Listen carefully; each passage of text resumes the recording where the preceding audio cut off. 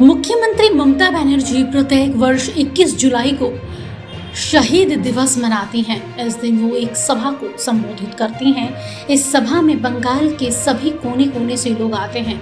इस बार भी उसकी जबरदस्त तैयारी की गई है।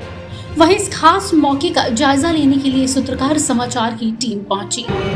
नमस्कार, सूत्रकार समाचार में आप सभी लोगों का स्वागत करता हूं। मैं अजीत कुमार सिन्हा। आज 20 जुलाई है, कल 21 जुलाई होने वाली है।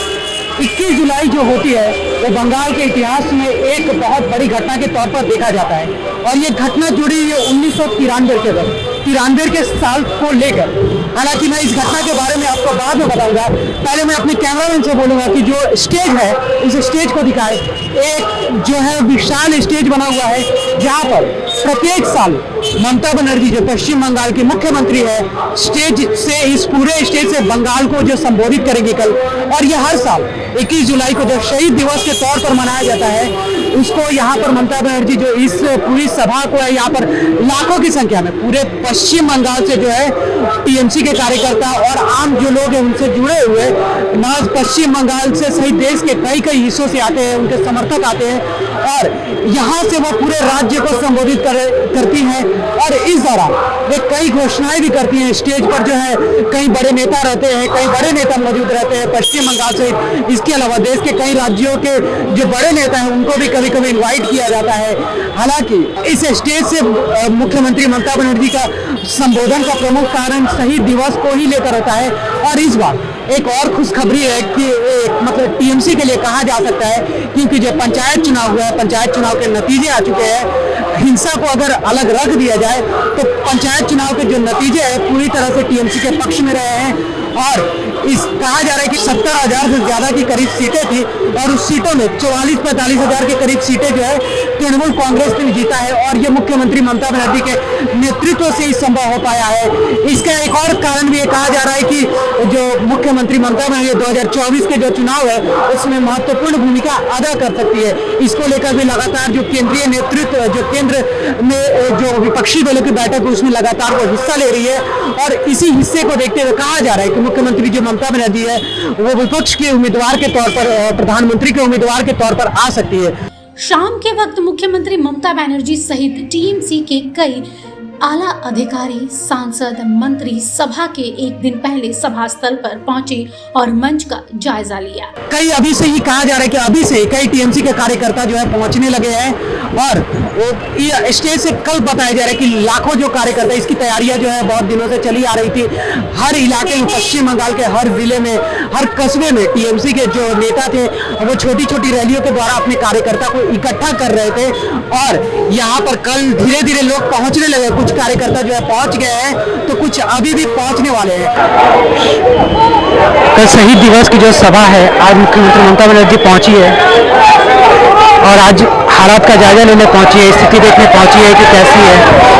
इसी के साथ बारिश भी शुरू हो गई है, पूरी सुरक्षा व्यवस्था, इसके साथ टीएमसी कार्यकर्ता भी अभी तक जमे हुए। आप देख सकते हैं कि मुख्यमंत्री ममता बनर्जी पहुंची है, अगल बगल पूरे कार्यकर्ता भी पहुंच चुके हैं। इसकी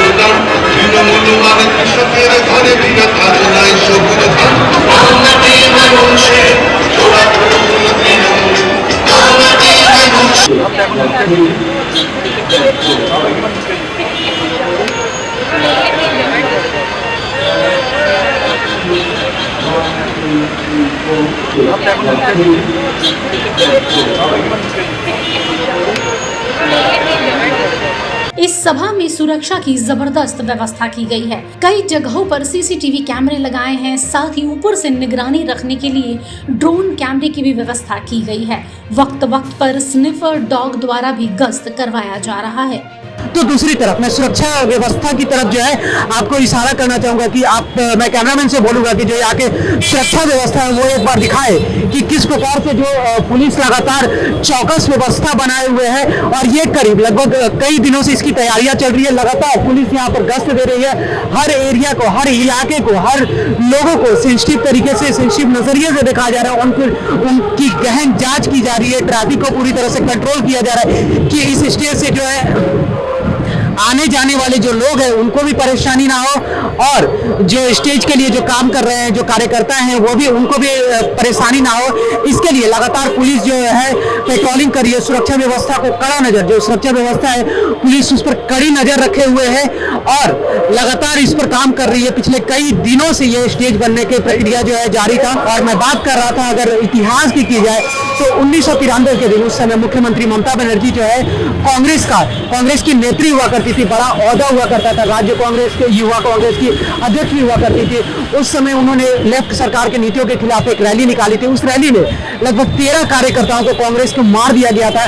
और यही ममता बनर्जी के जीवन का एक महत्वपूर्ण मोड़ भी आता है। यही से ममता बनर्जी का जो राजनीतिक जो कैरियर था पूरी तरह से मुड़ गया। इसके 4 साल बाद उन्होंने कांग्रेस से अलग होकर तृणमूल कांग्रेस का निर्माण किया और लगातार लेफ्ट के शासन के विरोध में लड़ती रही।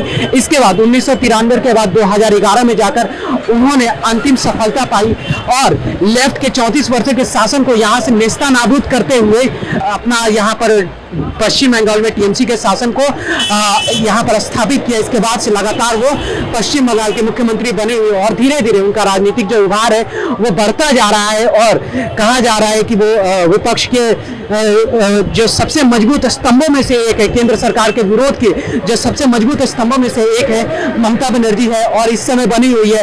और जो कल भीड़ होने वाली है, कल क्या वो प्रत्येक वर्ष की जो भीड़ की स्थिति रहती है, कमोबेश हर साल लाखों की संख्या में यहाँ पर भीड़ जुटती है। और ये भी कहा जा रहा है कि जो मुख्यमंत्री ममता बनर्जी है यहाँ पर कल अपने भतीजे अभिषेक बनर्जी तृणमूल कांग्रेस के महासचिव जो है उनको लेकर भी कोई बड़ा ऐलान कर सकती है।